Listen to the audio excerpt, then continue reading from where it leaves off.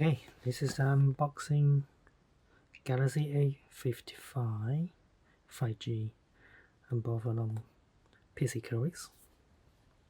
So there are two seals from one from top of the back of the box and then the other one from the bottom.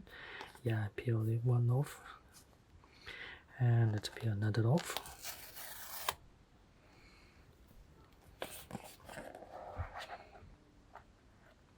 Okay, what do we have here?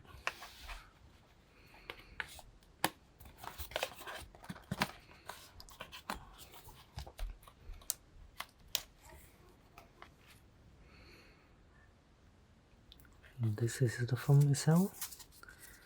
Right, it's a paper wrapped and I don't know, yeah, maybe just leave it for the side and this box and maybe something underneath here. Yeah, there's something. Take it out. Yeah, there's a pin for the SIM card slot and something in here.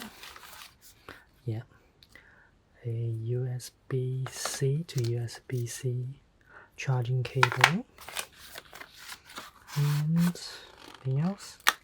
Alright, okay, start guide and some others, maybe warranty stuff. Okay, not interesting. And something else, don't know what. Okay, that's it. That's everything in the box.